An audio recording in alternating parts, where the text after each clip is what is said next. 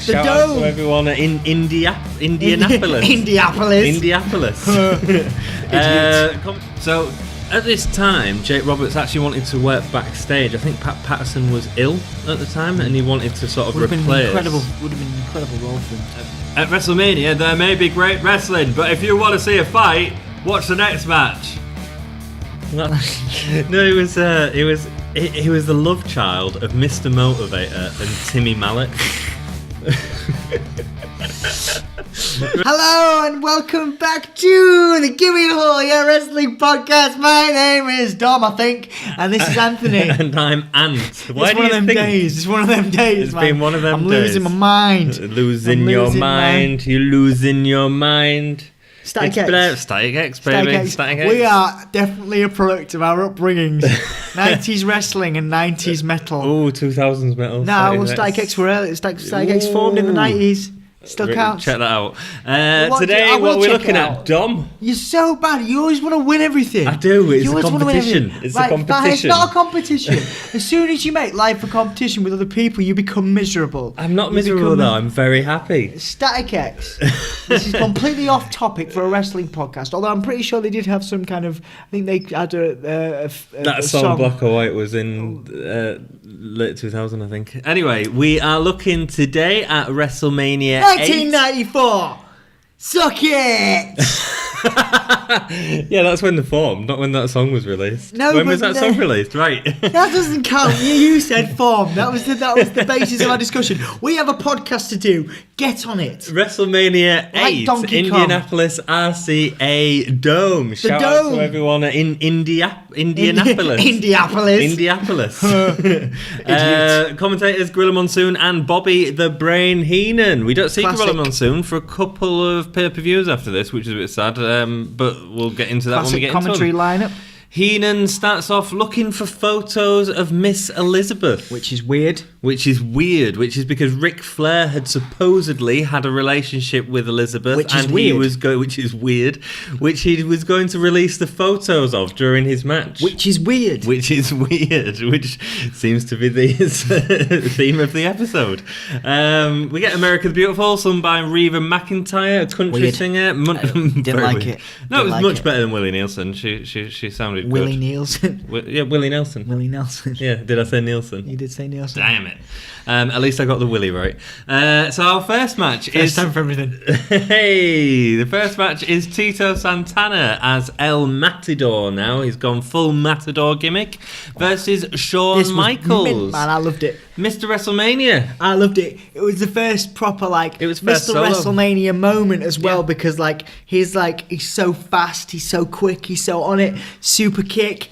It's all fucking on it, man. It's all fucking good. That's 3 swear words in 2 seconds. I've been trying. I'm trying. So you failed three times in the last 5 seconds. Anthony don't think, right? I was saying to him that I reckon we could get a job with WWE if the podcast got massive and you guys got us loads of hits, yeah? So what I'm thinking is that we get, like Sam Roberts, you said that, and sometimes in WWE they bring people in from outside if they're, they've got a good internet have very clean mouths. No. Go on. I'm from Hull. Fuck off. Right. So what I reckon is that Vince McMahon will watch this in a decade's time, because obviously we don't have that many hits now, but we appreciate every hit that we get, so thank you. Hopefully we'll have some more soon. But what will happen is we'll get a legacy in about a decade's time. We'll be so mint and so good, and we'll have so many thousands of hits that Vince McMahon will be like, hey, let's bring those Gimme Wrestling Podcast guys over. I don't think that's going to happen. But I like your dreams. What do they teach us? Suspend your disbelief, Anthony. Who teaches us that? This is the theatre. It's a theatre thing. It's what Chris Gruker used to say. Shout out to Chris Gruker, who probably doesn't watch this. but you should suspend your disbelief and hope. You should hope and dream. And dream of a world where we could wear chicken suits and be treated like Dolph Ziggler. Very good. Gets treated very good. Now. Who was due to fight in this match? It was Tito Santana and Shawn Michaels. Do you know who it was supposed to be? I heard it was the Bulldog. Nope. Even more obvious than that versus Shawn Michaels. Marty Jannetty. Oh, yeah, because he got shelved in it because he got fired. No, he didn't get fired. He got arrested. He had an altercation with a police officer and had cocaine on him at the time. So ended up getting arrested. And I think that was a real blow to Jannetty's career, like, later on. Like, if he'd had that... Because the barbershop incident had just happened, or happened it could have launched them together. It could have, absolutely. And because Jannetty couldn't do it, I think the company went a bit sour on him for that fact. And Michaels had a legendary would do career. Because he wasn't very reliable. Exactly. If you're going to get arrested, he's not reliable. It's very sad in this world. Impressions of everything, first impressions, and all that knackers. Which is why we don't swear 4 times on the podcast. What? Just proving a point that you just made a second ago. What? First impressions? First impressions. Well, you do make a very good. I've got loads of good impressions. We've got like 20 videos here. People still watch them. So obviously, I'm not making a terrible impression. No one's commenting. Right. No one's commenting saying, "Dom, stop swearing." Right in the comments below. Well, you've had some people in public say Dom should swear less. I swear less now. Like my granddad said, you swear far too much. I swear less now than I did at the start. I'm more contained. Good. I'm more self-contained. I am contained. Enjoy that self-control. I am contained in this vessel. Delete. Delete. Yeah, I mean, it would have been such a hot angle, but it never happened, unfortunately. It did. I mean, they had fights later on, but this would have been the perfect time to launch both of them, and I think that massively affected Jannetty's career for the rest of his career. Usually it's sad. Really so sad. Tito comes out in full outfit, waving his bullfighting cape around. Yeah, we're heading into more of an era of character wrestlers at the minute, and he was around as Al Matador for a while, doing that. He became a jobber in later life as well. He was a sort of a jobber at this point, I think, to an extent. I think he helped launch Rick Martel. We call them an enhancement talent, Anthony. Enhancement talent. But Tito was incredible, and his stuff in the ring was incredible. And I agree with your comparison to Dolph Ziggler. He was very much the guy that the WWF would rely on at times when they needed him. Dolph's actually, there's a thing on the internet at the moment, on the interwebs, where he's very aware of his current predicament. He's saying, I'm comfortable being the enhancement guy, but I'm not comfortable. It doesn't make me look good if I keep losing, because who's gonna, Yeah, exactly. I agree. If you keep losing, you can't be an enhancement talent, because Absolutely. no one. And it's like that. It's like, I'm happy to elevate the guys, but I can't elevate people if they keep having me lose. You know? So, I mean, they gave him a sort of brief run last year with the Intercontinental belt and a feud with Miz, which is the best thing he's done for a long time. But then since Shinsuke and Bobby Roode have come up, I don't think their feuds have actually benefited that much from Ziggler. I don't think they've put on great matches. I don't think the storylines have been great. No, and then Matador, obviously, like I say, really a great match for Michaels at this point, because he's not quite super jobber yet, El Matador. But yeah, you see the same same thing befall him, like, in the next few months and years, where he's still the enhancement talent, but he becomes less believable as an enhancement talent. Yes, because he keeps losing. No, the WWF have to be careful with stuff like that.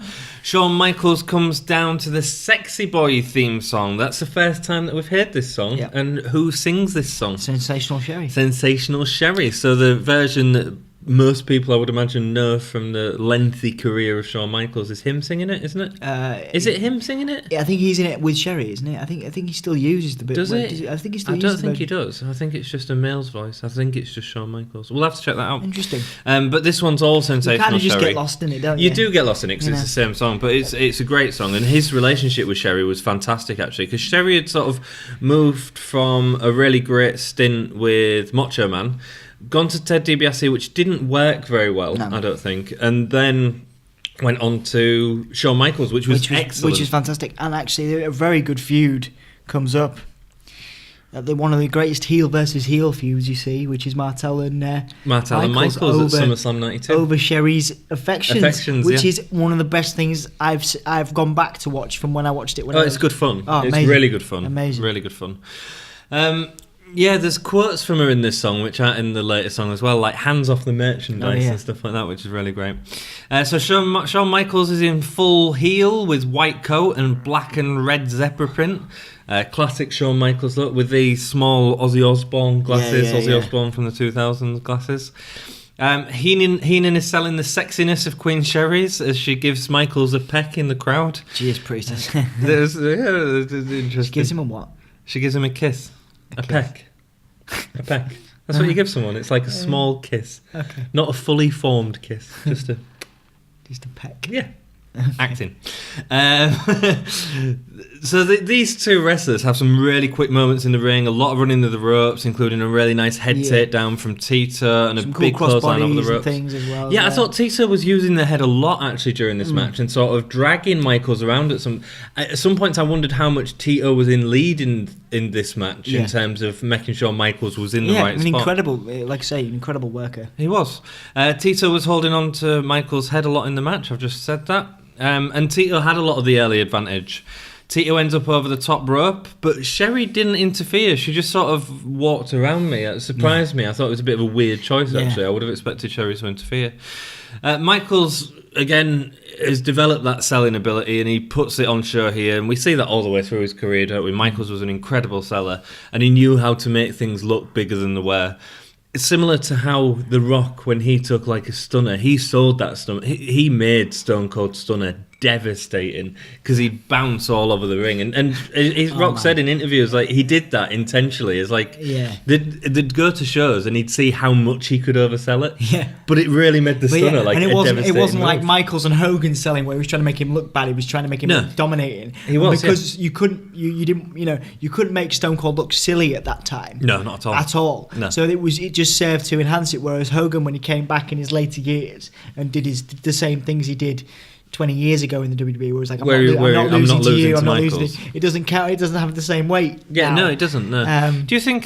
Do you like Michaels overselling? And do you wish there was more wrestlers like that? I think it makes Ziggler is the best example of it in the WWE now. Of overselling? Yeah, he really oversells. I think he certainly doesn't do it to the length that Michaels does. He takes a lot of inspiration, obviously, from Michaels. Oh, obviously, yeah. And he's the best person at selling now, in my opinion, in the WWE. But yes, so I'm a fan of it, but I'm a fan of doing it to enhance. What are you doing? I'm trying to think who's the best person of selling. You look like you've gone into space. I'm trying to think of who the best person of selling. I'm right. Is. It's the Zigman. You might not be right. I might have a different opinion. AJ Styles. AJ Styles, man. Well, AJ Styles is a better seller than Dolph Ziggler. In the comments, please, ladies and germs. Let us know what you think. That'd be amazing. But the thing that I'd argue about AJ is especially when he goes over that top rope and the bumps he takes and the way that he falls and doesn't hurt himself is phenomenal. Yes. Even at live shows where I've seen AJ Styles live, like, I was watching it thinking, Jesus, that's a hell of a bump to take at an untelevised event. Yeah. You know? And I saw Dolph Ziggler and Shinsuke at that match, that event as well. So Santana gets his flying elbow finisher, but it sends Michaels out of the ring. Santana tries to get him in the ring, but Michaels holds the rope and the two awkwardly fall for Michaels to get a pin. I thought it was a bit of an awkward finisher, not the best WrestleMania opening, but a decent, solid match between two with two good competitors. Next up, we have the Legion of Room. The Legion of Rooms. That's like some kind of weird, That's a good band name, isn't it? The Legion of Room, yeah. Have you seen the new Room? They're going to remake the Room for. I haven't seen the original Room yet. I need to see it, but I won't watch it on TV. The Legion of Room just reminds me of of the main character in the Room, just right. with his. Who I look like a little bit. You do look a little bit like him. Because I've got long hair. And a gomless look on your face. Thanks, dude. Legion of Doom. I know you do. Stop touching me. What's in your? Oh, it's your hand. Yeah, it's my hand. Legion of Doom come down to an interview in front of the audience with manager Paul Ellering. Paul Ellering talks about the prophecy and all that sort of stuff, which he very much does these days when his manager to authors of pain. What surprised me though is he's very much a heel manager, isn't he? Yes, very much heel manager. Well, Legion of Doom were face, like massive face, and I understand that they've been with Legion of Doom in the past when they were heels in the territories and stuff like that. Animal calls Hart the scum of the planet after losing titles, and Hart talks about the Hart's lane with the audience. I thought it all come across quite heel-like though, especially with Paul Ellering there. Yeah. What did you think? Yeah, I agree. I mean, They were going heel at this point. Legion of Doom had a brief heel run, I think, around this time. Ellering certainly adds to that kind of. I don't think they did, because they fought at SummerSlam next, and then they left the company. I'm sure it was coming. I don't know if it was. I don't know if you're thinking about something else later on. Maybe later on. Maybe later on. But the Ellering definitely adds to that kind of adds a sinister element to it. I mean, he just looks sinister. He looks like, which is weird that they put him with the face Legion of Doom at this time. Very much like the Sinister Minister in ECW. I can't remember his name, but he came back in TNA years later. But you just couldn't make him a face manager because he looked like the devil. Do you remember him? Yeah. The Sinister Minister. I don't remember him, no. Oh, right, okay. Sorry. The Sinister Minister in ECW. He does have... let me find out. But yeah, very, very much the same. I'm going to find his name out during the podcast for you guys because it's going to bother me. But you just can't make him a good guy. No. Very difficult to make him a good guy. There's a lot of people like that. Because I don't think Hercules worked as a good guy. Well, we discussed it. I liked it, but yeah, I see what you mean. I can see there's certain people that, like Nails, who comes into the WWF soon, you could never have made a good guy, you know. So apparently, Hawk had failed a drug test after the Royal Rumble, leading to the two of them losing the titles to Money Incorporated.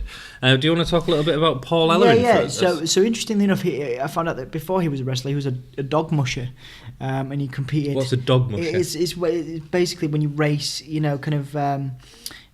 I'm trying to put the what, when you race like wolves? Or like sledging? Like sledge. Yeah, there's sledge dogs. You know, like not. Right. So you're not like beating dog. You know, you're not doing anything. Oh no, is that where the word mush comes from? Yeah, sledging. Yeah, sledging dogs. So he was that before he became a wrestling manager. Also, he was a wrestler for a brief time, but injuries kind of plagued him for a little while. He sort of worked with Road Warriors, which before the Authors of Pain was his kind of bread and butter tag team, you know what I mean? Like there was a real legitimacy to the LOD while he was with them in the independents. He worked with them from the early 80s, 83 to 1990 in the indies, and also in the odd occasion between the 1992 and 1997. Obviously a brief run during this time with LOD. So he was also interesting enough. While he was working with them on screen, he was also working with them off screen too. He was like the manager, like as in like booking stuff like that and different. Oh right, so actually booking out in the territories, advertising any advertising stuff, travel arrangements, all that. So he was a proper businessman, which is quite interesting, and you could see that in the way he handles himself. I wonder if he does the same. He's probably a little bit older now. Probably similar to Paul Heyman. Yeah, very much so. Yeah, but clever business guy. Heyman's another one like that. You know, you could maybe see him. It'd be very weird if they turned him face, you know what I mean? Or like, I mean, he's got that popularity. Yeah, I think they could. Heyman, but I think they could turn Heenan face easier than they could turn Ellering face. Yeah, I'd say. Agreed. So they were inducted. So LOD and the Road Warriors were inducted into the Professional Wrestling Hall of Fame and the WWE Hall of Fame in 2011. He returned 5 years later to the company with the Authors of Pain. Interestingly enough, his other run in WWE, which I remember and a lot of other people will remember from the Attitude Era, was when he turned on LOD, because he came back with them for one of their runs in the late 90s, during the Attitude Era. During the Attitude Era, yeah. And he turned on them and helped the Disciples of Apocalypse, which was Crush, and a later kind of biker, almost like a Tesco Valley version of the Badass Undertaker. Right. Do you know what I mean? A bunch of dudes dressed Hell's like badass. Angels. Yeah. You know, very, very hard. You know, very hard dudes all working. So he managed those guys for a little while, and then, but also before he came back, he to the WWE this time full time with Authors of Pain. He went back into sledge dog racing. Oh, did he? For a brief time. That's cool. So very interesting. Like Alice Cooper playing golf. Yeah, very interesting man. Yeah. His daughter now, Rachel Ellering, races, wrestles on the independents. She does. She was also part of the Mae Young Classic. She's done NXT. She's had a couple of runs in NXT. She was in the Mae Young Classic as well. Yeah, and she's done Impact Wrestling. I think she's had a couple of shows there, but these days sadly nobody really stays in TNA that long. No. And so you know, it'll be very interesting to see if she makes a reappearance, or because she's got a family name. She's good as an enhancement talent for a lot of people, and she also on an odd note, side note, she dates Cassius Ohno, who's obviously a regular on NXT. Oh no. Oh no. Oh no. So yeah. That's good, man. That's There good. you Yeah, I think she did put in a good showing in the Mae Young Classic, in my opinion. Ellering does. I think she was out in the first round. Yeah. And it was quite surprising, actually. My partner was watching it with me, and she turned to me and I said, who do you think is going to win this? And she actually said her, because of the legacy of the family and the sort of WWF's constantly referring to the legacy of families within the talent. I am just on a side note. I would prefer. Ellering doesn't really do much or say much with the Authors of Pain. I'd like to see him graduate from the Authors of Pain within the next 5 years to somebody like a Ziggler and see what he could do with. It might end up being his daughter. Yeah, it may end up being his daughter. Yeah, because I don't think he doesn't. Not that managers should unless you're Paul Heyman with Brock Lesnar, because Brock Lesnar's like. But in the same way that Heyman's with Brock Lesnar, you don't necessarily want the Authors of Pain to talk, and they don't talk, so they get Ellering to talk for him. Yeah. I know you don't get involved that much, but that's because the Authors of Pain don't have to say much. They go in and dominate in the ring. That's their sort of gimmick. That's your point, if they do need to say out, Ellering says it for them. Yeah. Thanks for that, dude. Please, if you're enjoying the video, hit that thumbs up button, like or comment down below. Just join in the chat and let us know what you think. And visit us on Facebook, Twitter and Patreon, where we've got a thriving community set up. We play games, have fun. Come and join us down there. Yeah, come be a part of it with us. We really appreciate you. We do. We do appreciate you. Next up, we have a Jake the Snake interview. Rumours he will be bringing a snake to the ring, but Jake says Tunney will not allow him to bring a snake to the ring. And then we see a great video segment. It's that segment we've talked about a few times, where he's at the Undertaker's funeral parlour and he's beating Undertaker with a chair, which is setting up the feud for this WrestleMania match. Yeah, Undertaker is not very good at selling anything at this point in time. He doesn't sell. That's his gimmick. It does. You know what? We've talked about this. I liked it then, and I wish he did more of it now. I suppose he looks older. He looks old. You can't really do it, I suppose, these days. But that was, if you're gonna no selling, really makes me scared. Like, especially with the Undertaker. It depends how it's done. No selling can be done well, or it can be done bad. In the Undertaker's case, it was about his character. Because it needed to be done. But then Hulk Hogan did no selling, and we didn't like that. No. I mean, we never. I personally don't get excited when I see a Hulk up, because I just see the same things happening all the time, and that's a no sell in exactly the same way. Yeah, I see what you mean. I think it's just character and how that worked with his character. Jake the Snake attacks Undertaker with a chair and DDT's Paul Barrett. Good DDT, man. Mm-hmm. Straight out. Mm-hmm. He says he's going to put the final nail in Undertaker's coffin. Trust me. So we have The Undertaker with Paul Barrett versus Jake the Snake. Undertaker's in a lot more of a face role here. Gets a great cheer from the crowd. I've said to you, I'm fascinated by the way when we go back and watch these old pay-per-views, how The Undertaker is getting over with the crowd. I find that so fascinating. But it's the same way that, I know you disagree with me, but it's the same way why people cheer for Aleister Black. It's the same reason people cheer for, or they used to cheer for, Bray Wyatt. It's that everybody, the mystique thing isn't there anymore, but it's the darker character. People love to cheer for the darker characters, the ones that the misfits and the ones that they don't understand. It depends on the stories. It depends on a lot of things. The casual wrestling fan, the casual audience member that they work a certain time, they work a certain job, whatever. The casual wrestling fan, they want not the underdog. They want the darker.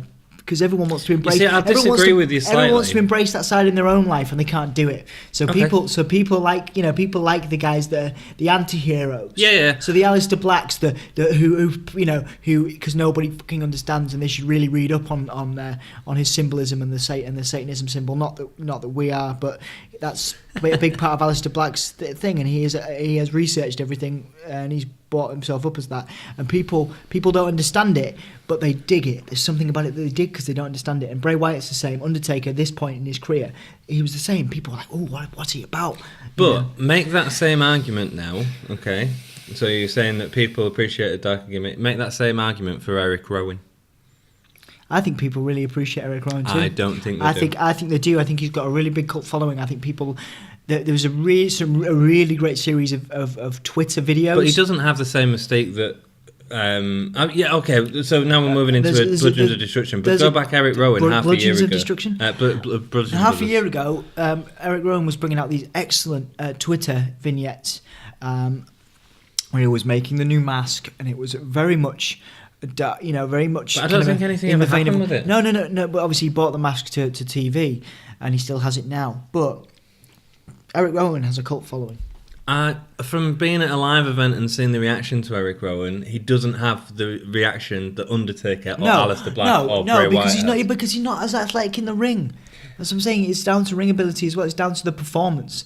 We're going off topic here, but it's down to the performance. Undertaker can perform. Wyatt can perform to a lesser degree. Aleister Black can outperform potentially both of them, but then Undertaker. But what I'm saying is, I don't think that an audience straight away gravitates to a darker character. What I'm saying is, maybe someone like Eric Rowan, there has to be a lot more than just that. I is what I'm saying. That, but the cult, and I don't think Rowan's got that. The cult following thing can come from imagery.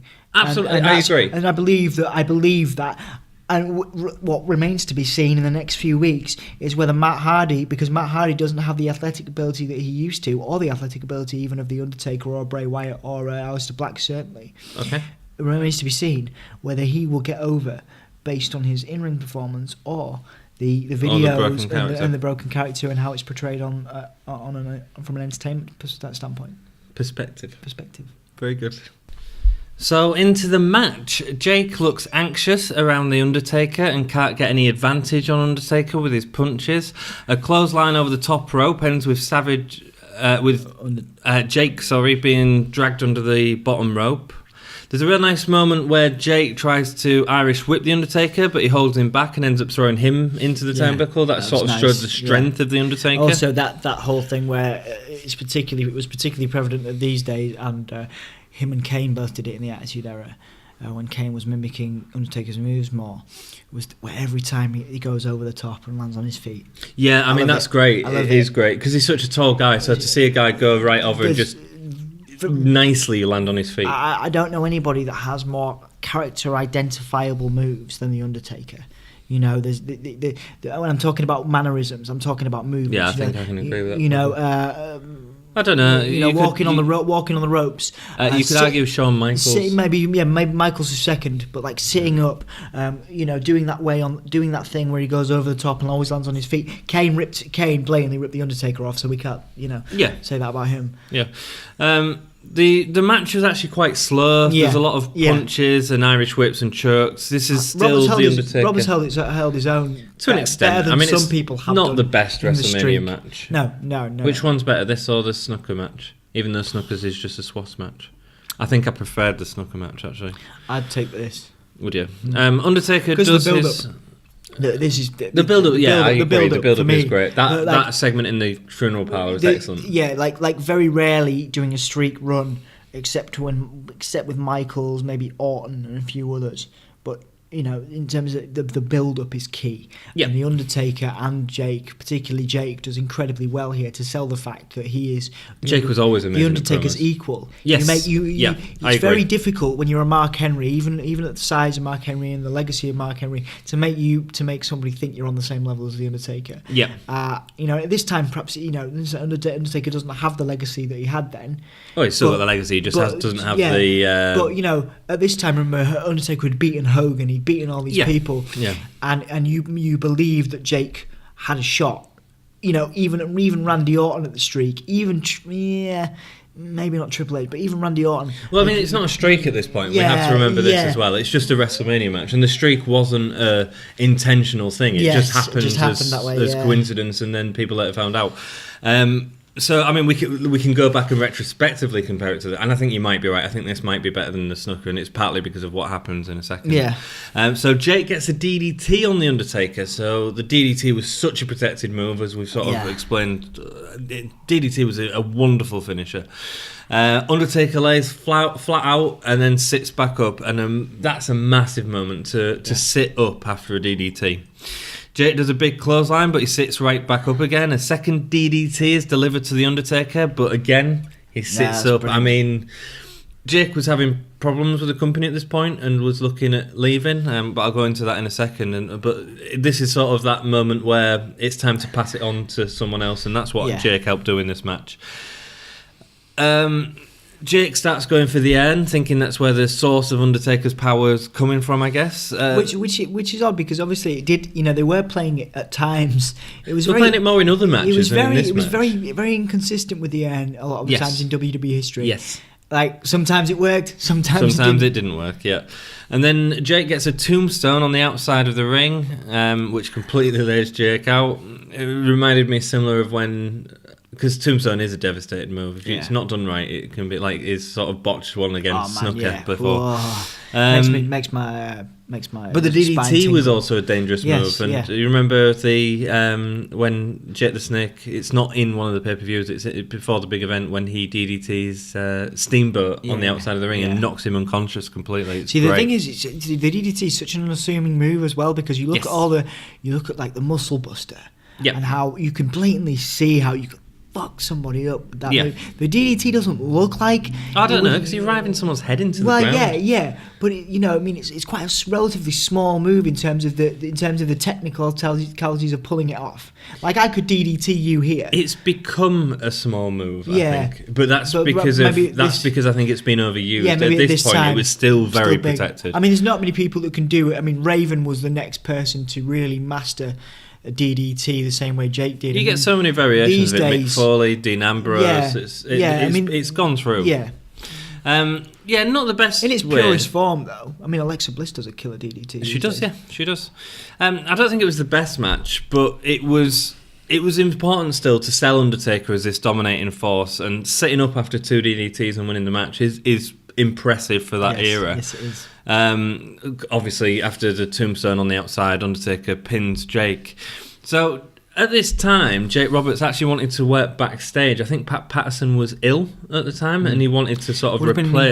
Would have been an incredible role for him too. I think so, especially with the way that he was able to direct a promo. Yeah, did he? Because we've done Jake many times, and I think he's probably, if we were to rank it up, probably my fault, but one of the top people we talk about regularly on this podcast. Yeah. Did he have a role backstage for a brief period of time, or does he now? I'm not sure, because that would happen later. We've definitely covered him, but he wanted to be in Pat Patterson's role at this point backstage, and Vince didn't want him to do that. Vince was waiting for Pat to get back. Pat was good as well, so we can't really comment on who would be better. So at this point, he requested release from his contract so that he could go to WCW. Roberts told Vince that he wouldn't turn up and fight The Undertaker unless Vince had released him from his contract early.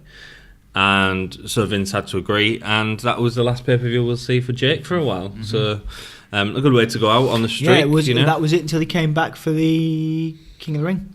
Was that the first match he fought in the King of the Ring, or did he fight other matches before the King of the Ring? No, I know it was in '96. Wasn't it? No, I think because I think he maybe had a couple, but I think it was they made a big deal. They made a big deal about the King of the Ring's massive because that was the sort of big putting over of Stone Cold Steve Austin. Yeah, it was. I mean, we've sometimes people forget that Jake is the reason Austin 316 took off.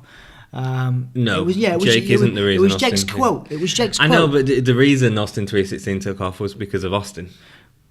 Well, he repeated what Jake said. But that's why it was good. Yeah, but Jake got the fire. Austin got the fire from Jake. Yes, There you go. You see, I agree with you completely. And that match is incredible as well, because Jake just gets absolutely demolished because of his. But he sells his injuries really well too. Really well. Yeah. So an interview with Roddy Piper and Hitman Hart, a massive match here. 2 faces going into one of the greatest. Good match. There's some quality Intercontinental Title Championship matches coming up. But this is a good time for the Intercontinental Championship. This was when it was like the most relevant, I would say, in its history. Maybe. It's just because you're a massive Miz fan. No, it's not that. I think Shawn Michaels, Razor Ramon. Shawn Michaels, Bret Hart. The Bulldog Bret Hart match which we're about to watch pisses all over that match.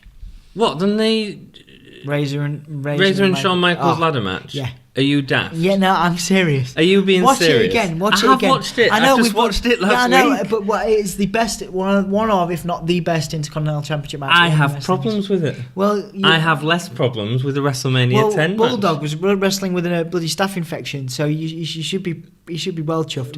Anyway, we'll go into that in our next you're episode. Wrong, I'm right. Everybody, you're just out with the trends, man. You go with what everybody else says. Everyone's like, no, it's not. It's not. Everyone goes for I watched Michaels the match and the other Razor. day, and I thought that the Razor and Michaels match is better. I love that match. It's an incredible match. It's definitely in the top 2. I think Bulldog and Bret Hart at SummerSlam had its problems. This one was pretty fucking great. It was okay. Intercontinental Championship, Bret Hart versus Roddy Piper. Roddy had success at the Golden Globes recently, which was acknowledged by Gorilla. Starts off with some nice looking lockups. They were really selling both of these as wrestlers in the ring, which was good.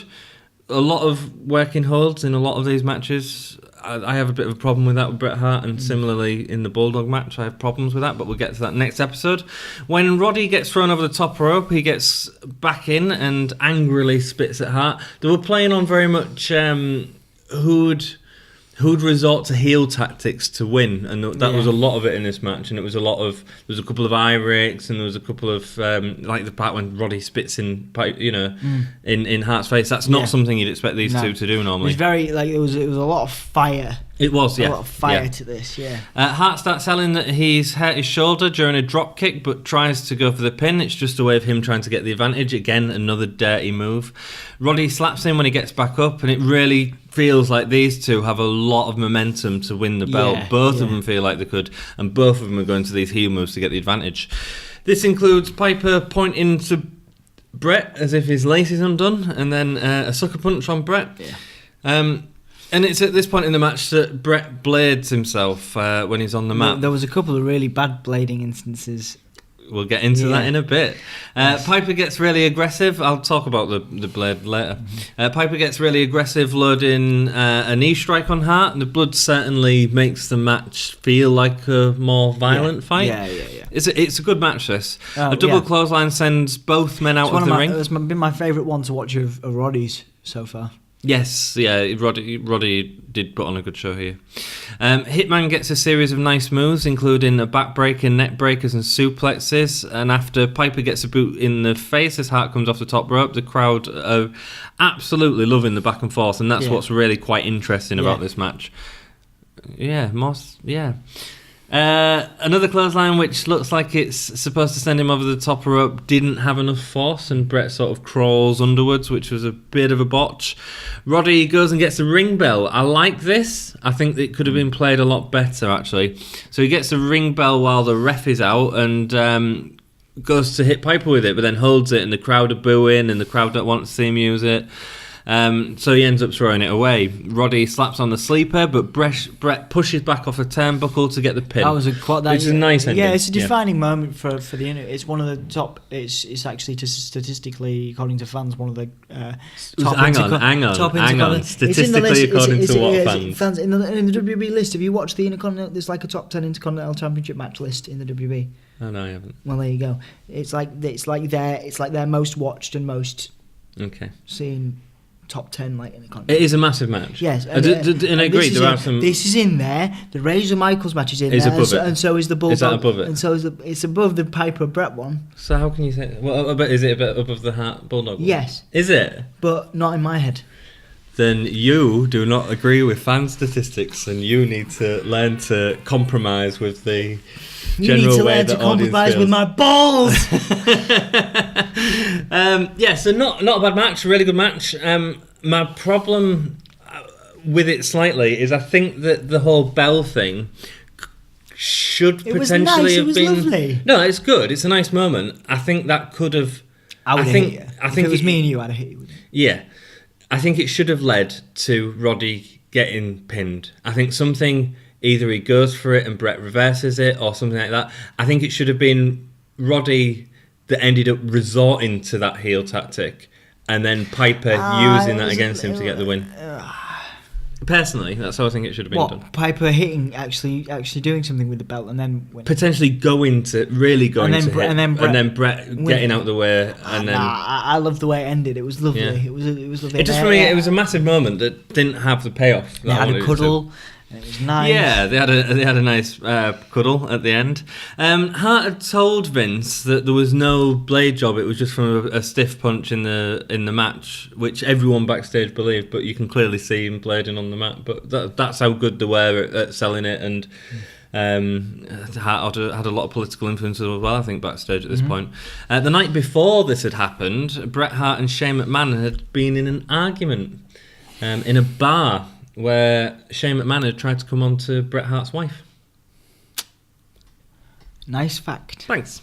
Next up, we have an interview with WBF's newest edition, the World Bodybuilding Federation, which was an interesting point in WWF's history. So Vince McMahon had bought or set up a company called the World Bodybuilding Foundation, which was going after the main bodybuilding competition, which I think their main event, is it the Mr. Olympia, who had sort of been massive in the 80s with Arnold Schwarzenegger coming through and stuff like that, and bodybuilding was big at this time. Vince McMahon wanted a part of that market and tried to do it in a similar way to how wrestling's done. It involved storylines, gave the bodybuilders characters, which is something that the other one wasn't doing. It didn't take off, and it was dead within I think about 3 years. Yeah, it didn't really go too well. I think they lost a lot of money on it. So they're introducing the newest member in this pay-per-view, and that's Lex Luger. So this is only a phone call interview type thing with Heenan and Gorilla. It's quite funny. He praises Heenan and calls Gorilla the fat guy next to Heenan, which I thought was a good way to build up heat. He's obviously the total package, coming in as the narcissist in a future pay-per-view. Yes. He calls himself the most genetically gifted so it's like a dude in the world. Was it? I think did he refer to himself as it's the genetic athlete anyway. I think it was a genetically gifted physio or something like that. Physique. That's the word. Physique. Thank you. He takes off his shirt at this point to reveal his muscles and a WBF t-shirt, and he says he'll see everyone on June the 13th. Yeah.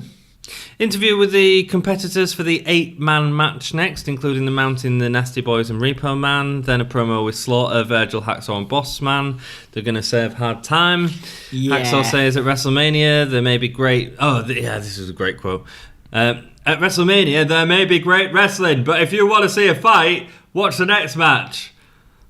Well, that's not really selling yourself, is it? Well, you know, if you want to see a bit of a mess, it works in this context because they're trying to build the gimmick, and you know, on paper, it was a terrible match, going to be a terrible match. But I thought I don't know, I quite liked it. I quite liked the end. I quite like the Nasty Boys in this kind of almost face role. Nasty Boys are interesting. Very interesting. There's a couple of weird dynamics here that I quite liked. No, I thought it was crap. Well, you're shit. Okay, Ray Combs is a special guest ring announcer. He was the host of Family Fortunes. He was actually really quite funny. He insults all the heels with the survey said, you know, from like 100 people survey that they do, and insults them like the Nasty Boy. Our survey says the Nasty Boys have been one man sharing 2 brains or something like that. You know, really quite. It was actually really funny. I was laughing out loud.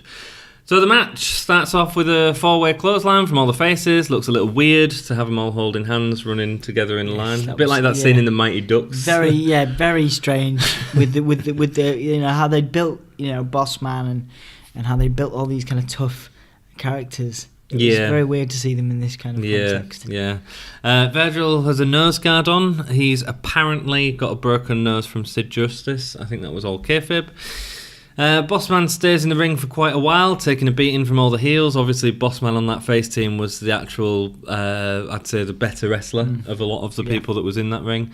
Virgil gets in, but he didn't get the same reaction that we've seen him get from the DiBiase storyline or coming out of that. Yeah, I mean, there's a couple of nice moments. I mean, Virgil really, I think, not necessarily like he's on a massive push, but he was certainly he was in a good position during this period of time. I think it was sloping down now. Yeah, but it was nice to see him in these positions, and I think I made a mistake earlier because I was referring to a slight precursor to future pay-per-views when I referred to the Nasty Boys as faces, but they were definitely heels in this one. Yeah, definitely stereotypical heels in this one, and obviously Virgil gets the win here, and it was nice to see Virgil in that position, and he jumps on Bossman, I think, and they hold him up, and it's like it's nice. Virgil was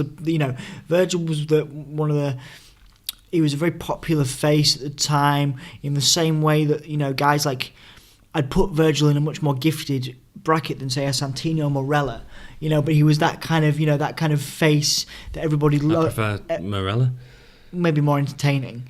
But and wrestling. More of like Virgil wasn't very good. Virgil was becoming more. It was becoming better. I mean, he'd come off a feud with DiBiase. DiBiase was the perfect guy to get you to learn wrestling. I mean, Jesus, he was incredible, and I don't think Virgil came out at the end of it strong enough. And then he just become enhancement talent, really. Yeah, at this point. Yeah. I suppose he was on the way. And I think I just thought this match was just unsatisfactory. It was just filler crap. It was nice that the Nasty Boys, like the way it ended, I quite liked it, even though it was kind of silly. Nasty Boys colliding with each other, Virgil getting the pin. But Virgil ducked a punch as Sags was holding him, and then obviously, I'm just a bit crap, really. Nick, especially after that good match that we've had from Bret Hart and Roddy Piper. I see what you mean. Next up, we have Ric Flair and Mr. Perfect as they tease the photo that Flair has of Elizabeth. Yeah, this was... And Macho better fight for her honour tonight. And then Macho Man won't interview Mean Gene. Mean Gene's unsure whether it's due to nerves or focus or whatever. So building up this match. It's not a nice. Macho was really good at building that anger and really that fire. Good. It was good. It was a good build up to the match, actually. I genuinely. We talk about the fear created by Undertaker and by Undertaker's gimmick. Yeah. Like, Macho Man makes me fear. Like, he makes me frightened. Like, when he gets intense. Like, it makes you fear that he's going to explode. I know what you mean, yeah. Like, what I mean? If you ran into Macho Man, I'd be shitting myself. Oh, yeah. Not just because he was becoming a bigger dude or whatever, but because he looked like he would fucking kill you. If you pissed him off. You know what I mean? Yeah. And I mean, I bet there were days when those people on screen, they'd be like, Gene Okerlund or, anybody like that. If Macho Man was pulling one of those unhinged promos, I'd be like, hang on a second, how much of this? Yeah, how much of this is like, you know what I mean? Yeah. He was quite. I mean, I bet he could rib it. Apparently, he did the not a lot of ribbing, but Macho was in on ribbing, especially with like Jake the Snake. There's a great story of him grabbing a referee to bite. Jake the Snake was going to bite the referee's arm, and Macho was basically holding him, and they were just teasing him because this referee was really afraid of snakes. But the snake actually bit him, and then he was like terrified, and he was running around, and he was scared. And then I think it was either Macho Man or Jake had gone up to this referee and said, "You do realise if Vince McMahon realises that you've hurt this snake, you're going to get fired." And this ref was like, "Oh, I'm so sorry," and he apologises and stuff. It's a real good little story. God. I think that's on WWF Storytime, so shout out to that on the network. It's good fun, good story.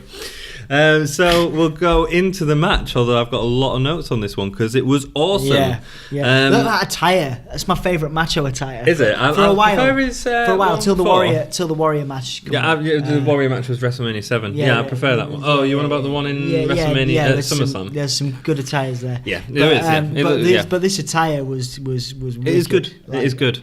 Savage attacks Flair early on, but Perfect drags him off, which is a nice way to introduce Perfect as Flair's manager. Obviously, Perfect was injured, so couldn't get in the ring. But what a good person to put him in with, man. Good stuff coming up between those two, actually.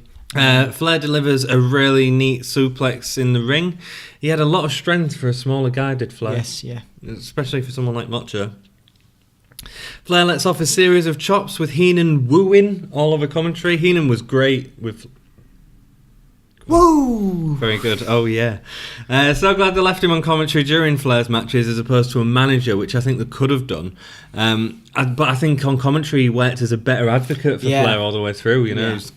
Some of Heenan's best stuff is when he's commentating with Ric Flair, or commentating over a Ric Flair match. It's great. is completely dominating Macho in the ring. Any brief advantage that Savage gets is ended with a rake to the eyes and that sort of thing. The match really starts picking up speed as we see Flair trying to get the advantage. No one stays on the ring floor for longer than a couple of seconds, keeping the match fresh. Get the crowd pumping with really good near falls. I mean, this is awesome. Yeah. Savage comes off the top rope with an axe handle. Flair goes into the barrier. At this point, Flair blades, and if you look closely enough, you can see it. Yeah, and he gets fined for that, doesn't he? He did, yeah, which I'll go into in a bit. Savage starts to focus at this point on the head, which was an interest. I enjoy seeing it when. You know when you've got to rewind a match and go, oh, what point did he bust open? Yeah. And you'd have them arguments when you got to school the next day, like with kids, and you'd say, you know, oh, he bust open when he hit the steel steps. No, it was when he got a rake to the eye, you know what I mean? And I quite like that. So I quite like that he started focusing on the head. Savage gets a beautiful elbow more than halfway across the ring, and Perfect interferes to stop the pin. The two fight as the ref is between them. Yeah, really good heel heat there from Perfect. Yeah. Really good. Yeah. When Macho gets to Flair, he gets a hard punch to knock Macho to the floor. Perfect hits Macho with a steel chair on the apron, to which Elizabeth comes out from the back. Yeah. Again, great stories. There always was. Wonderful. Really good for the crowd. The crowd was loving it. Flair's working over Macho Man's legs, so looking at getting in the figure of four. Flair did a great job of that, not making the whole match about the legs, but you could tell when he was going to go to it, and that was perfect. And then there was so much commotion outside the ring with Elizabeth going on, Heenan shouting on commentary, show me the pictures, show me the pictures, which was hilarious. It's a shame we never saw them pictures. Yes, Perfect keeps helping Flair with a figure of four. Macho escapes it, but is still selling his leg in pain at this point. Flair shouts to Elizabeth, this is for you, baby, woo! As he's beating Savage in the corner, which is great, so we've got that tension there. Macho Man gets a punch and a roll-up for the win whilst holding Flair's tights, and the crowd erupts, and I think Flair wooed just before, he gets the roll-up. And it was great. A great moment for Savage to regain the title. Elizabeth comes in to celebrate, obviously. We talk a lot about Savage not coming, he was trying to get out at this point, or before that point. It was a nice moment for him, one of his probably, not his best WWE moment, there's many more. Some would disagree with you. But it's a beautiful moment for him, I think. I think it's wonderful. I think it's cracking. I'm so glad that he didn't go earlier, because you do get matches like this. If he'd gone at WrestleMania 7, you wouldn't have had this.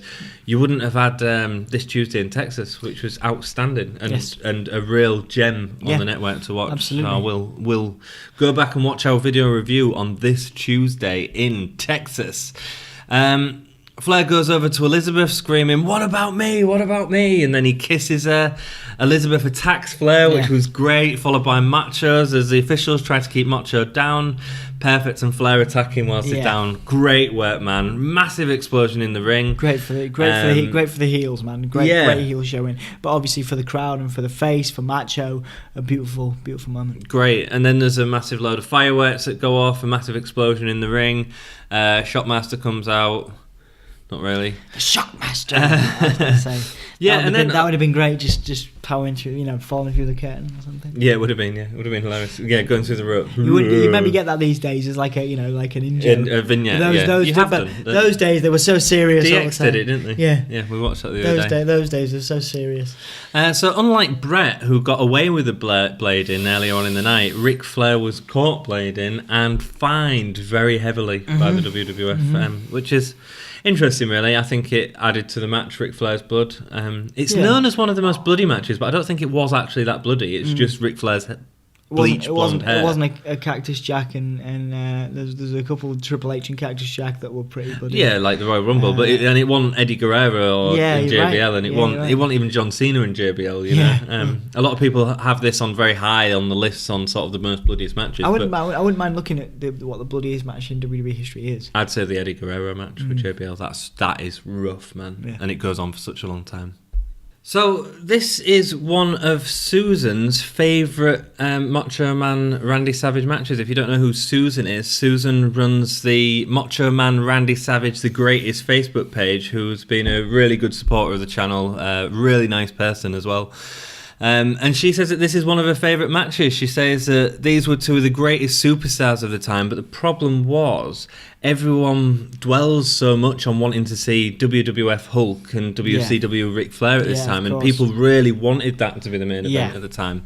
But actually, this was a match between two of the greatest, and I don't know. God, we got it. I'm really glad. Maybe the spectacle of Flair and Hogan would have been great, but this was a great match and way exceeds the main event with Hulk Hogan in. Way. Absolutely. There's a pay-per-view coming up here with without Hulk Hogan in, and any pay-per-view at this time without Hulk Hogan in is refreshing. It's refreshing. Yeah, indeed. I agree. Don't worry, he's coming back. Yes. She also said that Mr. Perfect's attacking Randy Savage really annoyed her, which is real true heel heat, and that's what Perfect did so well in this match, and the whole storyline worked around that. Yeah, it was incredible. She also says Randy always worked hard and he deserved what he got in this match. Yep. So we see Macho Man Randy Savage as the World Wrestling Federation champion again. Beautiful stuff. Good stuff. Big interview segment coming up, so just run by these. An interview with Perfect and Flair, and Heenan commenting that Savage had held the trunks during the match. I think he did. Yes, he did. Flair, with his white hair covered in blood, calls out Savage and says they will reassemble, and one time means nothing to Ric Flair, which was, I thought, a clever play on words, potentially referring to the whole Elizabeth thing as well. Yep. Shows footage of the pin with Ric Flair's butt crack being revealed by Macho pulling on the tights, so he did pull on the tights. And then we have an interview with the new world champion, Savage. He's taken the only thing that really matters to Flair, the belt, and he'll do anything to win. Nice little finishing segment. Good. I quite like it when they have interviews after the match like that. You don't see it much on WWE these days. Not these days, no. You get the backstage stuff, like the WWE. But it's all very set up, it's all isn't the exclusives. They have them on the YouTube, on the YouTube, Shout out to WWE, share our stuff. Not happening. We see the press conference where Hogan was named as number one contender, which upset Justice. So it was supposed to be Hogan versus Flair. Justice stands up. So they'd built. This is part of the problem, really. They'd sort of built up Flair and Hogan, and then changed it for Justice. Hogan and Justice teamed against Flair and The Undertaker, where Sid Justice refused to take a tag in from Hogan, leaving him to get beat up in the ring. Brutus Beefcake is back with his remodeled face after the paragliding accident. Yes. Did you like Brutus's new face? Well, it's a face. Are you happy to see him back? You know what? I like the character of Brutus. Those shears shit me up, I'm not going to lie. Every time, running around a ring with a pair of scissors. Yeah, every time it scares the hell out of me. But, nice to see him back. Sid went on to the barber shop to rearrange Beefcake's face. Yeah. That was quite amusing after a accident. We see Justice smashing up the barber shop, including the glass window, which never had much luck, didn't it, that glass window? Nope. Although, are you okay? Yeah, keep going, man. Yeah, I was going to say, I'm just checking on you, making sure you... Excuse me. You look like you're dying like Marty Jannetty's career. I am. And also Sid Justice, because it's funny, that glass window. Everybody that smashes that doesn't have really much good luck. I mean, although Sid Justice did have a world championship run, so to be fair, I might be wrong. But then, Sid Justice have a world championship not run? Sid Justice in this, but Psycho Sid. It was when he come back. But when you think about the very unfortunate injury he had. That could be years later of that was years later, the barbershop glass smashing. Right. You think that the broken leg from Sid Vicious was actually a direct result with the barbershop window like attacking him? Marty Jannetty's career, yeah. Right, interesting. Superstitious. We see Justice defeating a ton of jobbers, including Virgil. Mm-hmm. Yeah. Poor Virgil. So then we get a new guy coming into the WWF. We get Tatanka. Who I can't do the thing that he does, the chant. And then, I don't know if I can. Yeah, but it was I liked Tatanka. You do you? Yeah. You might not like him. I liked heel. Nah, I thought it was okay. Tatanka's very much an Indian gimmick, a cartoon gimmick in this era. So we are really going into cartoon. I think he was a good wrestler. He did actually have a lot of heritage connected to that. he did have a lot of heritage connected to the. Did he? Yeah, he did. Oh. So yeah, we see a bit of Tatanka's Native American family apparently dancing in the ring. Not so sure. And they certainly weren't, part of his actual family. Yeah, but, no, of course they weren't. No, it was just entertainment. During an interview with Rick Martel, he had a really bad French accent, which I thought was really funny. Yeah, well, he always had the accent, didn't he? It was. I think it was it over the top. Oh, way over the top, man. Way over the top. So we have the model Rick Martel versus Tatanka. So I'll read a little bit about Tatanka. Do it, man. Okay. Do it, man. I like. It's not all good, man. Some of it is really freaking dark. Well, I know that he had. I don't know a lot about his outside WWE career, but I know that he had a couple of good matches in his early career, and he came back later on as well. He did. But yeah, go on, give me the darkness. Bring it to me. He was a very talented football player. Very talented. He had tryouts for many American football teams and was offered a contract with Miami Dolphins. Oh, wow. However, at the same time, he was also working as a bodybuilder, and the contract that Miami Dolphins offered him was less than the money he was making from the bodybuilding, so he stuck with the bodybuilding at this point. He was pushed. This was a massive undefeated streak. Yeah. I don't necessarily agree with the undefeated streak. No, I liked it. I thought it was good. In some respects, no, compared to what they did with him later. I mean, it felt like they wasted it. It was a wasted opportunity. But yes, well, I think it didn't amount to much. Is the problem? I think the person he lost it to was potentially the wrong person to lose it to as well. Yeah, I can't remember who that was. Ludwig Borger. He actually, it wasn't an undefeated streak. He actually lost several house shows against Mick Martel and people like that. So it nowadays that protected. It was televised undefeated streak. You wouldn't get away with that these days because of the internet and people filming stuff. And Ludwig Borger in 1993 was when he lost his undefeated streak, and in August 1994. Are you ready for the darkness? I think I might be. Go on. He was suspended due to WWF predicting a lawsuit which was potentially going to be filed by a woman after an event at a hotel room. In Einheim. Apparently, he had drugged and raped the woman before cutting her with a razor and shaving her hair like a mohawk to look like him. Is Tatanka one of your favourites still? Is that apparently, or is there? It's an apparently. I mean, apparently the night before she was drinking with Kevin Nash and the Undertaker. It could have been someone else. It is on Wikipedia. I really tried to do some research on it and find out more about it. I couldn't find anything, so I assume the lawsuit wasn't filed.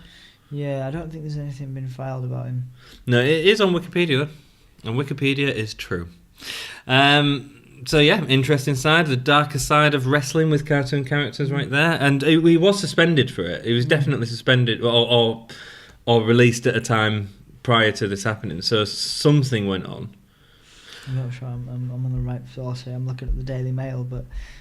he returned to the WWF sporadically, as you mentioned. He had a couple of runs, including one longer run, didn't he? I'm very sure that if it was something, because I can't, it's not like Tatanka found guilty of all this stuff. I'm very sure if there was any weight to it, or any mass. I'm not saying it. Kevin Nash is quoted to have said something about he didn't know if it was him or the other person that was with him, but I can't remember who. Yeah, well, I was going to say. I mean, I'm endorsing that. Obviously, if anything like that happens, it's not acceptable. But there's, I think it's one of them things where, like, hopefully he was never found guilty of anything like that, and I would imagine that the WWE wouldn't have had him back if he was.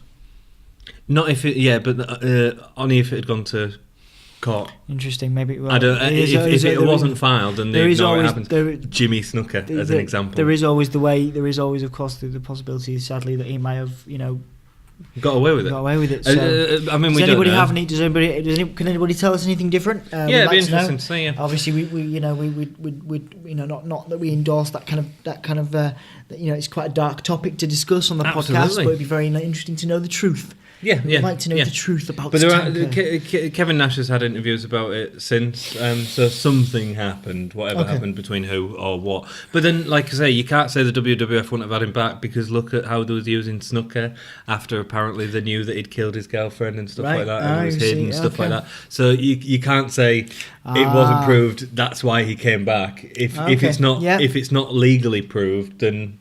Okay. I see what you mean. And WWF have done it a few times. So he returned to WWF sporadically, having a couple of big matches. He was actually the Miz's debut televised match as well. Yes. There we go. Tatanka had a great showing here. He was a very talented guy in the ring as he danced around the ring with his full head of red hair. I just didn't like the look of him. The model was a great person for him to work with, had some really quick suplexes. It was, for me... It was stuff like the tomahawk chop and stuff like that, which was just a bit too silly, really. Didn't enjoy it. And do you think, is it just me, or did he look like Craig Charles? A little bit like Craig Charles. He looks a little bit like Craig Charles, doesn't he? Yes, a little bit like I don't know why. Charles. When I was younger, I always thought it as well. Yeah. We get a high cross body to get the pin for Tatanka. Excuse me. Okay. You alright? Yeah, I'm good. It was an okay match. It was nothing special though, just part of his introducing Tatanka to an audience. And it was a shame to see Martel used in this way. Yeah, but it was a nice. More so in the next. It was a nice, like to build that streak and to build that introduction. I thought it was good to build a debuting character. I think Martel. I think because you could see they were ready to push Martel after the '91 Royal Rumble. I think Flair coming in really hurt Martel. You know, I think if Flair hadn't come in, he would have been pushed as that heel. There were a lot of similar characters. It was the arrogance, isn't it, between the two? So I think that because Flair had come in and Flair was a well-established star, that took the foot off the pedal a bit with Martel. So next we have an interview with Money Incorporated. Jimmy Hart is with them and he says he knows the Natural Disasters' weakness, obviously leaving the Natural Disasters, and the Natural Disasters are now a face team. Ted DiBiase and IRS say they're not taking the Natural Disasters lightly. Natural Disasters say that they're angry with Jimmy Hart and they have something in store for him. They're now the faces. So Ted DiBiase and IRS, who were Money Incorporated, money, with Jimmy Hart versus the Natural Disasters. This was, you know what, man? I have a lot more time for the Natural Disasters. Maybe it's a face thing, but I have a lot more time for them in this match. I was impressed. I was impressed with them. I didn't like this match, but I like a few of the later matches. I much prefer them as a face team. Yeah, I do. Yeah, maybe that's what the dynamic. Maybe I needed a different. I think Earthquake was way better. In fact, I might talk about it in a second. Ted DiBiase wants Earthquake immediately. DiBiase can't lock up with the Earthquake without getting pushed off. IRS comes in with Earthquake quickly delivering clotheslines to everyone. As Typhoon is running towards the ropes, DiBiase moves out of the way, which, this was really bad. So Typhoon goes to... No, DiBiase... he goes, it's like a weird clothesline. Yeah, that's it. No, DiBiase moves out of the way of a clothesline, right? Bang. Typhoon is supposed to go over the top rope and hasn't got enough momentum, so he sort of throws himself again, and he still didn't get up, and then again, and then like it takes him 3 times. Yeah, it's a really funny very weak awkward, moment. yeah. Very awkward. I mean, it happens all the time, but with a big guy like this, it just looks so stupid. Yeah, this is what I was thinking. Earthquake and Typhoon. I didn't like Typhoon. I liked Earthquake. What you mean, the Shopmaster? No, he was crap in the ring. He was crap in the ring. Earthquake was the good one in the ring. Also, what? Sorry. Tugboat. I am the Shockmaster.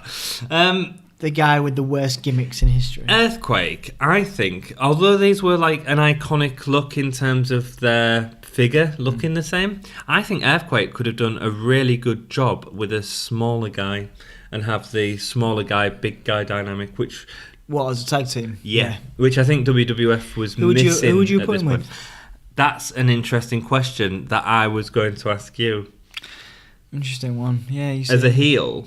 See, someone like Tito Santana would have been good. As a face, yeah. Yeah. Tito Santana as a face would have been really good. As a heel, maybe someone like Rip Martel. Maybe someone and like you've got that sort of arrogance, and then they protect her. Almost like an enforcer, yeah. I think that could have been really good for the Earthquake. Yeah, hasn't been very much of that. Like, I'm trying to think of a big guy, small guy dynamic, and I'm talking like not like Kane athletic big. I'm talking, wide big. Well, you got Big Cass and Enzo. Yeah, but it's not the same, is it? I'm talking like you're on about like a really big. Yeah, enforcer. I'm talking like Kevin Nash and Shawn Michaels. No. Really? No, athletic. No, I'm talking they're athletic big. No, Kevin Nash was just massive. They're tall. Big they're tall and muscular. Oh, right, okay. They're tall and muscular. I'm talking about like Brodus Clay style. Oh, right, okay. I'm talking like like big. Oh, right, you're on about big, wide. Yeah, big wide. Right. Yeah. Right. Let it come back to it. Okay. Come back to it. Bam Bam Bigelow and the 1, 2, 3 Kid were a team for money for the $1 Million Corporation for a little while. Oh, were they? So X-Pac and Bam Bam Bigelow. There we go. There's a good example. Earthquake gets in, and again we get to see much better wrestling than we do from Typhoon. After Earthquake threatens to teabag DiBiase, they crawl out the ring and get the count-out victory. What are you laughing at? I wasn't expecting you to say the teabag. That's his finishing move. That's Earthquake's finishing move. I might go on Wikipedia and change his move title to the teabag. You could do that, couldn't you? That's amazing. You could, yeah. I thought it was a weak match. You enjoyed it? You prefer him as first? Yeah, I much prefer. Like I finally get what you're talking. Apart from the throwing yourself over the road. I get it. I get them as a face team. I don't get them as a heel team at all. Cool. Interview next with Brutus the Barber Beefcake, who is one of the best friends of Hulk Hogan. Brutus is the number one fan of Hulkamania. Yes. Great. The big poor guy looks like a fanboy here. Yeah. Quickly into Owen the Rocket Hart versus Skinner. Yeah. Owen Hart in his new Foundation outfit. Oh God. Oh, Owen looks really good here in the ring, but in terms of his outfit, it's got to be one of the worst. It is a bad outfit, man. It's a really bad outfit. What is he, like some kind of hippie fucking racing driver? like Jesus. No, he was the love child of Mr. Motivator and Timmy Mallet. Remember Timmy Mallet? Yeah. Did he sing Agadoo? Something like that. Agadoo, God. Shave my eyeballs around the tree. I don't know. Shave my eyeballs around the tree. I don't know what he says. What is that? That's not the song. Is it not? I don't know what the fucking song is. Why am I supposed to know what the song is? I don't know. Yeah. So yeah. Paul Skinner gets used in an enhancement talent. Yeah, it's Owen looks good. He looks okay. I mean, there's a couple of nice backflips and that. Yeah. But it was similar to the Sheamus and Daniel Bryan match at WrestleMania a couple of years ago. It felt pointless, and you're getting Owen Hart over, but I mean, it wasn't even very neat what Owen Hart did. It's definitely not the best showing for Owen Hart either. So then we have an interview with Sid Justice. Sid Justice was very shouty. He was, wasn't he? Very angry. He was very, very. This sort of thing. He's like. Yeah, he did. Yeah. Oh, do that first to the camera. Stop with the breathing, because that's like waking up babies. And he does that. He breathes really. Yeah, I know weird. he does. You don't need to do it though. That's it. Just the face. Perfect. Then we get. It was okay as a monster heel. The way he's like, I'm going to get you. Do it to the camera. I'm going to eat your face. Like that. That was Yeah. really weird. He did the weird whispery kind of Yeah. thing, didn't he? It was kind of creepy. You remind me of Sid Justice now. Sent chills down my spine. Yeah, the roided up Dolph Ziggler. So we get footage then of Vince McMahon talking to Hulk Hogan about his retirement match. This is a retirement match for Hogan, Dom. Is this going to be his last match? It's all a very... it's not like the Hulk on steroids type interview. It's all very like played down. It's sort of, yeah, brother, this is going to be my last match. It was quite nice. I suppose it built up the anticipation that they didn't want him to lose to to Justice. Yeah, I guess this was to make people fearful that it was his last match, and Hulk Hogan did leave after this WrestleMania for a brief time, and then before returning, showing up in WrestleMania 9. Thanks, Hulk. Yeah. Yeah, he's the only one that can make the decision if it's his last match or not. The second half of the double main event, because obviously the Macho and Flair was also a main event. I don't like a double main event. I think if you're going to have them, you have them at the end. But yeah, besides the two kind of matches, again, no disservice to the performers, the 4 performers in the previous 2 matches. But it just makes them look like filler. Do you know what I mean? It does, yeah. It makes them look not credible. Harvey Whippleman announces Sid Justice and tells people to show respect to Sid Justice. This is a really weird, funny, historical match. Actually, it was really strange for me. We've had 2 pay-per-views with Justice now, haven't we? Sid Justice comes in as a face, and he's instantly turned heel. Yeah. I think he should have always been a heel from the look of him. I mean, he had a heel look. It's because of his face, Absolutely, yeah. Heenan explains that he's heard people calling him Psycho Sid, so we heard a Psycho Sid reference, which was what we'd obviously come to know him as, instead of Sid Justice. Sid attacks Hogan as soon as he gets in. His music continues as Hulk sends him to the apron. Mm-hmm. Then we get the shirt weight rip. A really corny way to start a match. So to have Hogan come in, the music continue. Whenever a wrestler start off in a ring, it stops, but instead...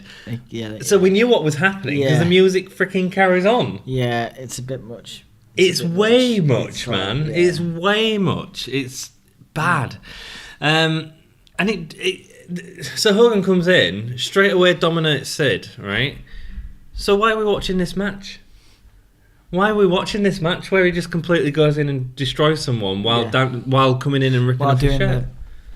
It doesn't sell any sort of fight whatsoever. I'm so bored of Hogan at this point. Well, he's leaving for a little bit. Yeah. Thank God he comes back. Sid asks for the crowd to be quiet. They obviously start increasing the chants. And after an onslaught from Sid, Hogan gives 2 punches.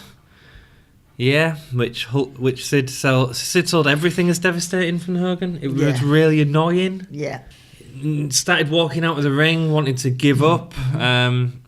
Come back in, lock up for 5 minutes, man. 5 minutes as Hulk was rallying the crowd to... I think it was to build the fact that Sid was supposed to be his monster heel, but it just ended up really boring. 5 minutes. Sid gets a one-armed chokeslam on Hogan. That's the first chokeslam we've seen on pay-per-view, and it was from Sid Justice, not from the Undertaker. It was not a bad chokeslam. It was a good one-armed as well. He was always really good at the chokeslams, actually, Sid. Yeah. Agreed. Justice starts attacking Hogan with Harvey Whippleman's handbag. Or doctor's bag, or... Oh, Whippleman. Right, if you've got a monster heel, right, that is that, you don't need to bring a handbag into it, right? You sell the strength, right? Yeah.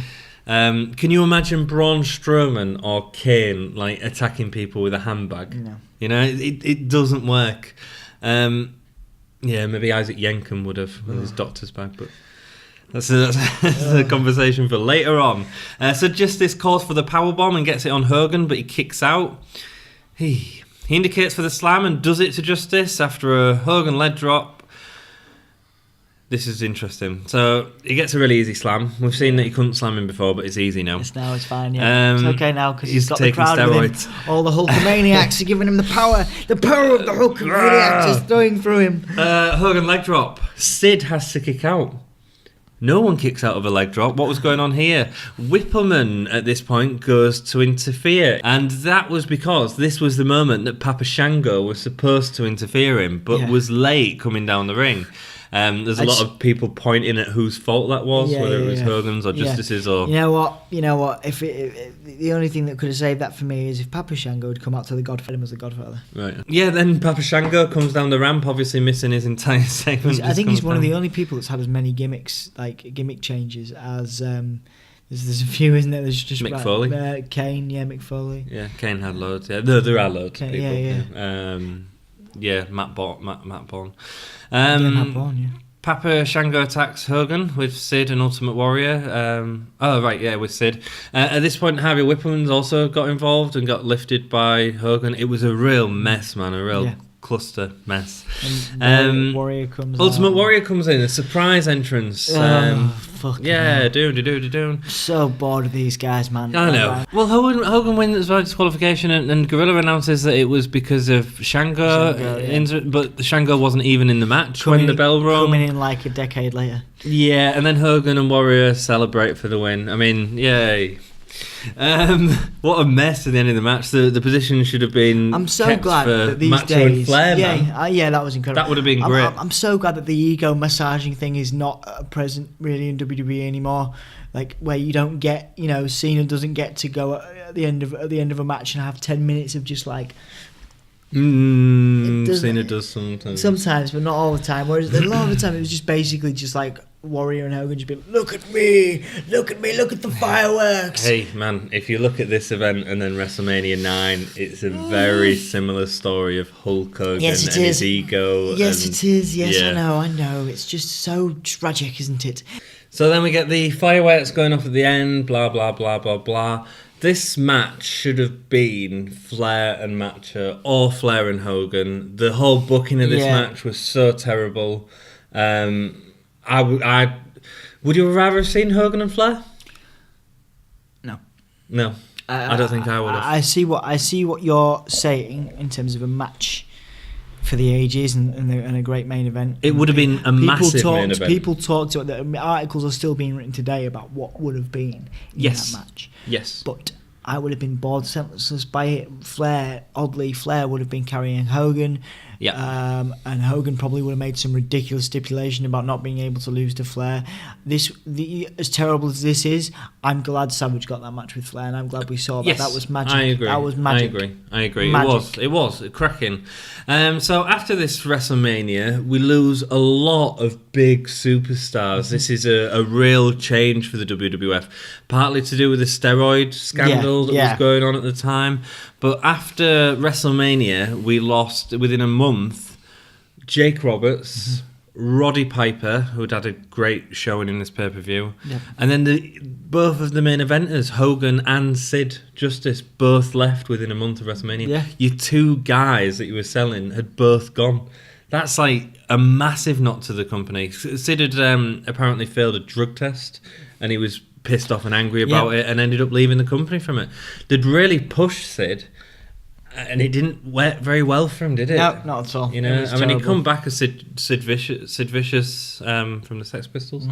Yes. and I think he had a good run then. It was good for him. It was good for him. I think if he'd stayed with the company, he could have been mega. I think they made Psycho Sid into something pretty big when he came back. I agree, but I think this could have been mega. He'd just come off a main event with Hogan, and then coming up with because coming up in the next sort of year, you see Perfect turn face. It would have been great to have seen Perfect and Sid. Yeah, that would have been amazing. Macho and Sid. That would have been great. Yeah, the Boss Man and Sid. There was so many stories with Sid, and I think if they'd kept him on, I think it would have been better for his career than they ended. And Sid had a big career. Yeah, I see what you mean. There were loads of massive stars lost to drug testing over the next year and steroid testing in sports.